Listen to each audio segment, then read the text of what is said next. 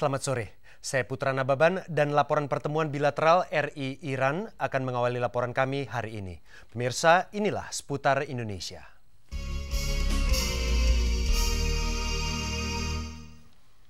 Presiden Susilo Bambang Yudhoyono hari ini menjamu salah satu pemimpin negara Islam yang tengah menjadi sorotan masyarakat internasional, Presiden Republik Islam Iran Mahmud Ahmadinejad.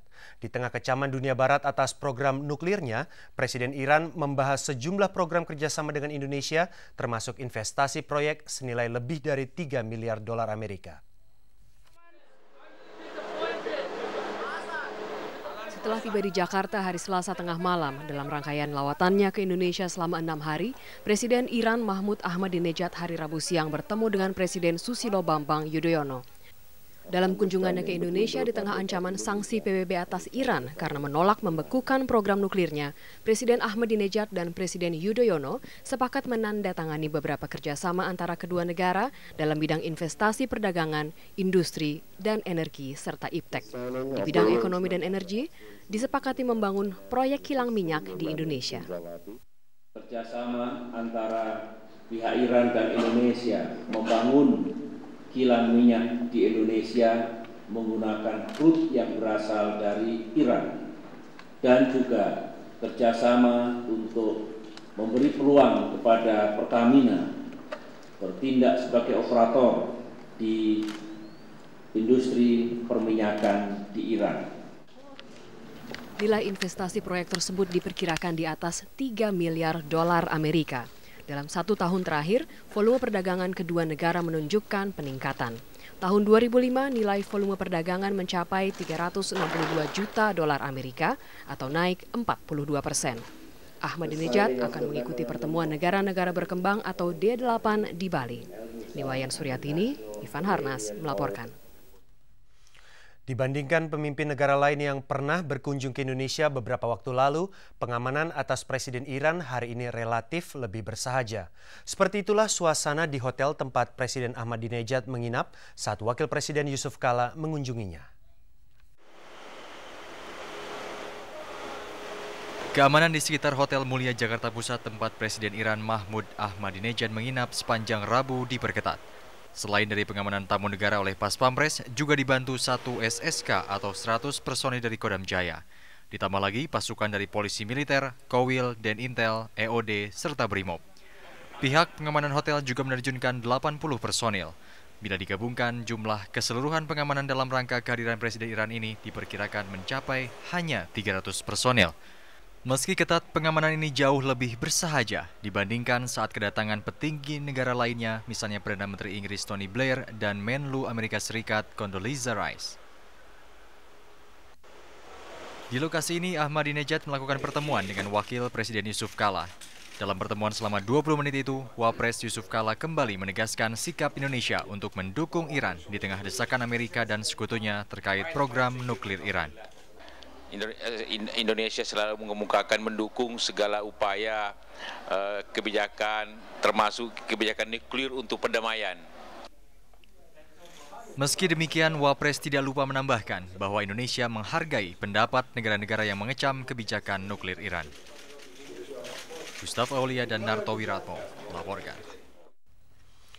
Kehadiran Presiden Ahmadinejad di Indonesia berlangsung saat dunia menyoroti upaya diplomatis Iran terhadap Amerika Serikat melalui surat yang dikirim Ahmadinejad ke Presiden Bush. Di sela-sela pertemuannya dengan Presiden Yudhoyono, Presiden Ahmadinejad menegaskan sikapnya atas reaksi dingin Presiden Bush terhadap uluran tangannya untuk berdamai.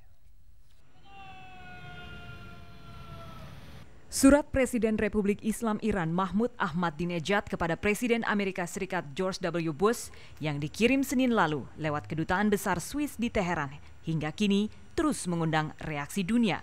Sejumlah analisis mengaitkan isi surat dengan isu nuklir Iran yang kini tengah dibahas di Dewan Keamanan PBB. Dalam jumpa persnya di Istana Merdeka, Jakarta hari Rabu, Presiden ke-6 Iran ini juga kembali menanggapi seputar surat kontroversialnya. Mahmud Ahmadinejad mengaku tidak kecewa sama sekali atas sikap Presiden Amerika yang memilih tidak menanggapi suratnya. Jika mereka memilih tidak untuk menjawab, itu terserah mereka. Kami pikir pihak kami telah mengambil kebijakan tepat untuk mengirim surat dalam waktu ini dan telah kita laksanakan. Jadi, terserah sikap Amerika Serikat.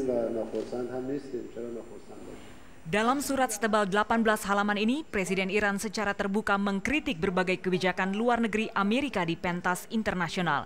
Dalam kutipannya, Ahmadinejad mengatakan, bisakah hal ini diterima bahwa seorang yang mengaku pengikut Nabi Isa Al-Masih meyakini dirinya sebagai pembela HAM, menyatakan diri sebagai penentang perluasan senjata pembunuh massal, dan menjadikan isu pemberantasan terorisme sebagai program utamanya? Di bagian lain disebutkan mengapa setiap kemajuan teknologi dan sains di kawasan Timur Tengah diterjemahkan sebagai sebuah ancaman bagi rejim Zionis. Bukankah penelitian dan pengembangan ilmu merupakan hak mendasar tiap negara? Surat ini sama sekali tidak menyinggung kasus nuklir Iran karena Iran merasa sudah memiliki bukti dan dasar hukum kuat dalam kasus nuklirnya. Sementara bagi Indonesia sendiri, isu nuklir Iran diharapkan dapat diselesaikan dengan diplomasi damai.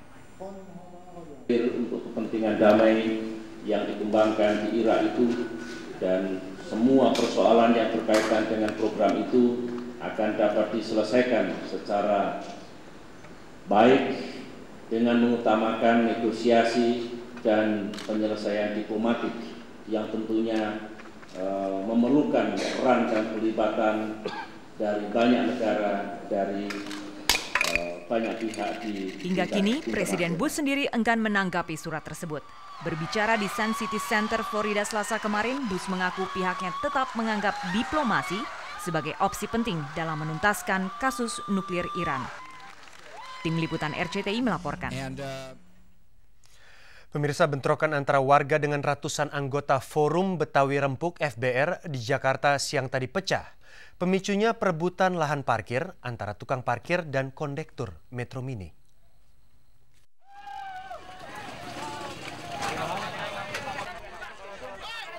Bentrokan antara ratusan anggota Forum Betawi Rempuk FBR dengan ratusan warga Jalan Haji Mawar, Kemayoran, Jakarta Pusat siang tadi tak terelakkan. Aksi bentrok yang terjadi di Jembatan Dempet ini dimulai dari masalah kecil. Keributan berawal dari perkelahian antara tukang parkir dengan kondektur Metro Mini mengenai lahan parkir dan pungutan liar yang mengakibatkan sang kondektur luka parah. Sopir Metro Mini yang tidak terima langsung memanggil teman-temannya anggota FBR. Biang keroknya cuma satu sifat, biang keroknya cuma sifat menutup biar dia tuh mati kalau menurut saya mah. Atau memang dia di prosedur hukum lah, dia nggak dipegang, disikirin. Bentrokan yang terjadi lebih dari 2 kali ini diwarnai aksi saling lempar botol, batu, dan potongan kayu. Selain itu, dua kubu ini juga mempersenjatai diri mereka dengan berbagai senjata tajam dan trisula. Puluhan petugas gabungan dari Polsek Tanjung Priuk dan Kemayoran pun dikerahkan untuk menghentikan bentrokan. Akibat aksi ini, ruas jalan menuju Cempaka Mas dan Kemayoran di sepanjang Kali Sunter sempat terhenti selama 3 jam. Michael Chandra dan Madi Wicaksono melaporkan. Kita beralih ke Sulawesi Selatan. Nurbaya, korban selamat dari penganiayaan di Makassar, mengaku sering dipukuli majikannya, Wandi Tandiawan, tanpa alasan yang jelas.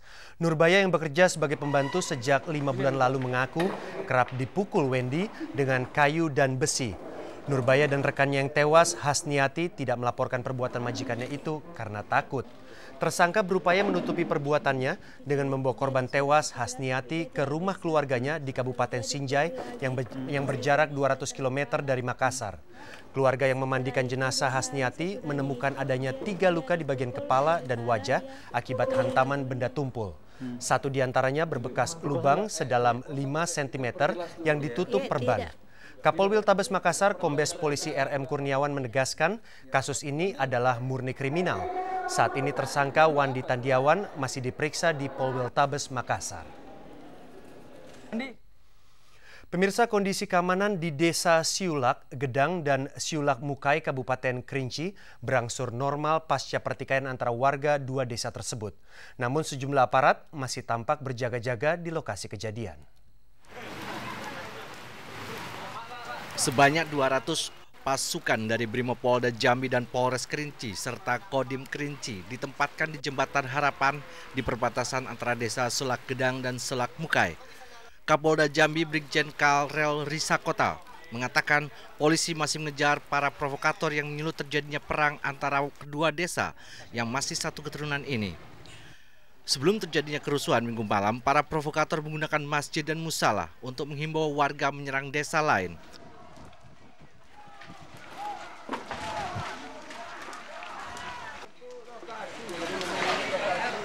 Akibat kerusuhan ini, 47 rumah hangus terbakar, 23 rumah rusak ringan dan 1 rumah rusak berat akibat lemparan batu termasuk 3 buah tempat ibadah di Pasar Solak.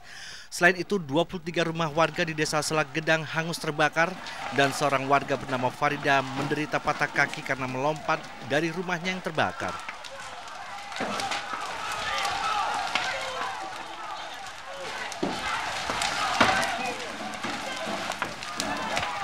Bupati Kerinci Fauzi Siin mengatakan Pemda sudah mengirim bantuan berupa uang sebesar 20 juta rupiah dan bahan makanan serta peralatan untuk membersihkan puing-puing rumah yang hangus terbakar. Kerugian diperkirakan mencapai 15 miliar rupiah. Minggu malam lalu warga Solak Mukai menyerang Pasar Solak dan Solak Gedang. Kerusuhan ini bermula dari penganiayaan yang dilakukan Afrisal dan Afrianto warga Solak Gedang terhadap warga Solak Mukai, Muhairin. Mursid Sonsang dan Romulus Rigar melaporkan dari Kerinci, Jambi. Pro kontra soal kelanjutan kasus hukum terhadap mantan Presiden Soeharto masih terus bergulir. Nantikan laporan selengkapnya hanya di Seputar Indonesia.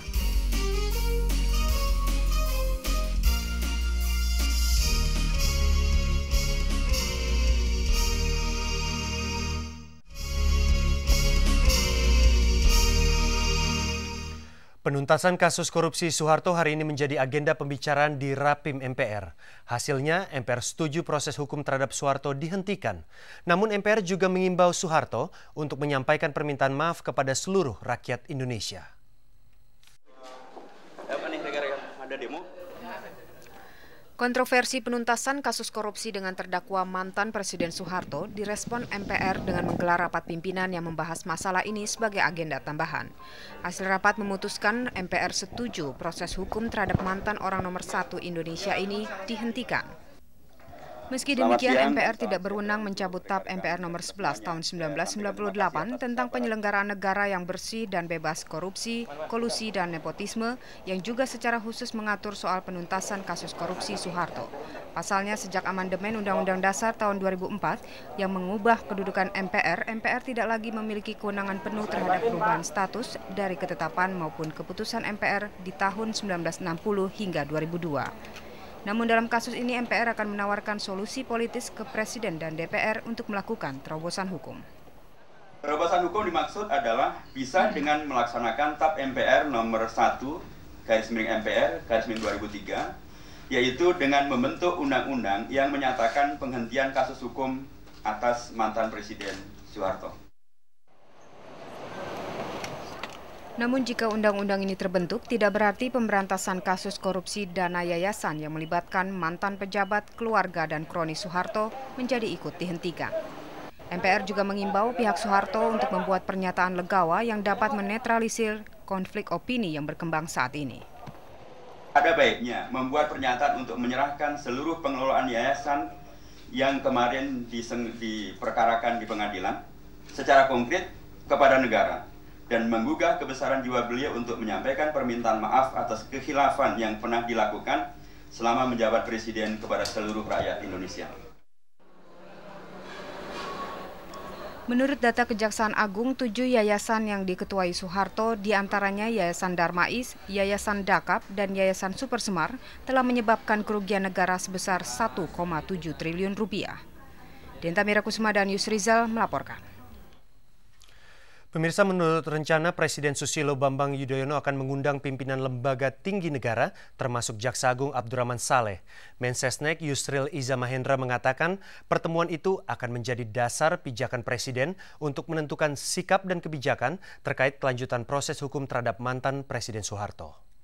Manakah sikap dari Presiden kemudian terhadap Presiden terdahulu, seperti bagaimana sikap dari Presiden Soeharto kepada mantan Presiden Soekarno, begitu pula bagaimana sikap dari Presiden Gus Dur, Presiden Megawati, Presiden Habibie terhadap mantan Presiden Soeharto, dan semua itu akan menjadi bahan masukan bagi Presiden dalam mengambil keputusan nantinya.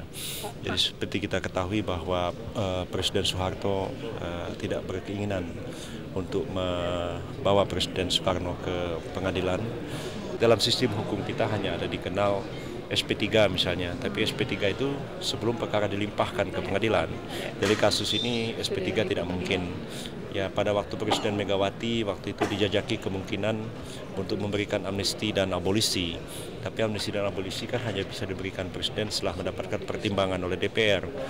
Dan sekarang ini apakah akan menghentikan penuntutan? Jadi masih belum final masalah ini, dan barangkali nanti setelah mendengar masukan dari para ketua lembaga negara, Presiden dapat mengambil kesimpulan. Sementara itu, Kejaksaan Agung masih akan memfokuskan diri pada Soeharto sebagai tersangka kasus korupsi di 7 yayasan yang ia pimpin. Jaksa Agung Abdurrahman Saleh mengatakan Kamis besok akan mendengar laporan dari tim dokter yang menangani Soeharto. Jaksa Agung menegaskan laporan tersebut akan menjadi faktor penting untuk melanjutkan kasusnya. Saat berkuasa, mantan Presiden Soeharto memimpin ratusan yayasan. 7 diantaranya yang terbesar, yakni Yayasan Darmais, Supersmar, Gotong Royong, dan Amal Bakti Muslim Pancasila. Kerugian akibat korupsi di 7 yayasan tersebut diperkirakan mencapai 1,7 triliun rupiah. Jaksa Agung mengaku sejauh ini pihaknya belum dapat memulai proses hukum terhadap tersangka lainnya dalam kasus korupsi di 7 yayasan yang dipimpin Soeharto. Namun Jaksa Agung tidak merinci alasan dibalik kebijakan Kejaksaan Agung ini. Kita hanya mendengarkan nasihat tim dokter. Mudah-mudahan hari Kamis, ini hari apa? Rabu. Besok kita mau ketemu lagi. Pak, ada tersangka lain nggak sih Pak di kasus yayasan Pak Harto itu Pak? Belum. Cuman Pak Harto aja Pak? Pak Harto aja Pak? Ya, belum. Yang lain Pak? Belum. Pemirsa, pemimpin aliran Eden Lia Aminuddin tak sadarkan diri dan mengaku dirinya menerima wahyu dari malaikat Jibril saat majelis hakim membacakan putusan sela. Nantikan laporan selengkapnya sesaat lagi.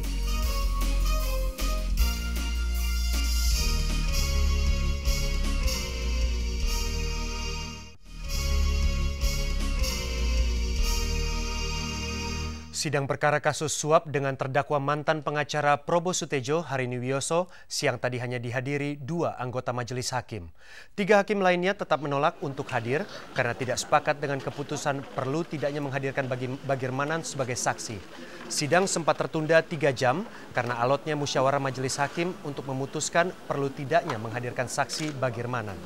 Penasehat hukum terdakwa Harini Wioso menilai tidak ada urgensinya menghadirkan Bagirmanan sebagai saksi karena tidak memenuhi syarat sebagai saksi.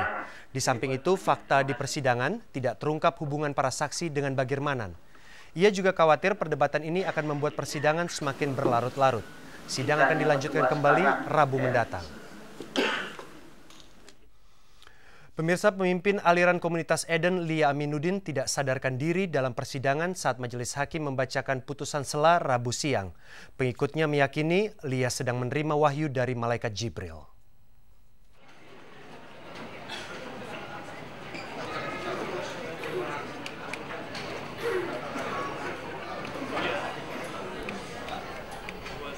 Lia Aminuddin, pemimpin komunitas Eden, terkulai tidak sadarkan diri saat majelis hakim membacakan putusan sela Rabu siang. Tim penasehat hukum Lia meminta majelis hakim memeriksa keadaan Lia, namun hal itu ditolak jaksa penuntut umum karena dianggap tindakan Lia terlalu mengada-ada. Menurut salah seorang penasehat hukumnya, Erna, kejadian ini merupakan keyakinan Lia dan pengikutnya ketika bertemu dengan Jibril. Terdakwa sebenarnya sejak awal memang dia mengatakan kalau permohonannya untuk menghadirkan malaikat Jibril di persidangan ini tidak dipenuhi oleh hakim, maka dia akan tidak sadarkan diri. Salah seorang pengikut Lia yang menolak untuk diwawancara mengatakan suasana ini sering terjadi saat Lia menerima wahyu dari yang diyakini mereka malaikat Jibril. Atas pertimbangan kemanusiaan, majelis hakim menunda sidang dengan catatan bila kejadian terulang, maka sidang berikutnya akan dilaksanakan secara in absentia. Akibatnya sidang pembacaan putusan sela ditunda hingga Senin mendatang. Di luar ruang sidang, puluhan pengikut Lia hadir dengan membawa sejumlah spanduk, namun tidak satupun di antara mereka memberikan komentar karena dilarang oleh pemimpin mereka. Lia Aminuddin dan pengikutnya diamankan polisi dari rumah kediaman Lia yang juga menjadi pusat ajaran sesat Eden di Jalan Mahoni Bungur, Jakarta Pusat akhir Desember 2005 setelah mendapat laporan dari tetangga sekitar yang terganggu dengan kegiatan mereka. Tim Liputan RCTI melaporkan. Laporan tentang populasi gajah Sumatera semakin sedikit akibat ulah para pemburu liar akan kami hadirkan sesaat lagi.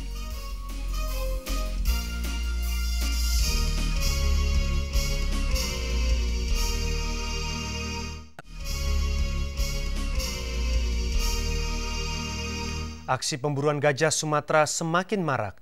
Baru-baru ini, seekor gajah kembali ditemukan mati di Taman Nasional Tesonilo, Kabupaten Indragiri Hulu, Provinsi Riau. Diduga gajah jantan tersebut mati ditembak pemburu liar. Gajah mati ini ditemukan warga dan polisi kehutanan hari Selasa lalu. Kondisi gajah berbobot sekitar 3,5 ton ini sangat mengenaskan dan diduga telah mati sejak 2 hari lalu. Beberapa bagian tubuh gajah berusia antara 25 hingga 30 tahun ini sudah tidak utuh lagi. Belalai dan gading binatang yang dilindungi ini telah lenyap. Sementara di kepala gajah terlihat 3 lubang bekas tembakan.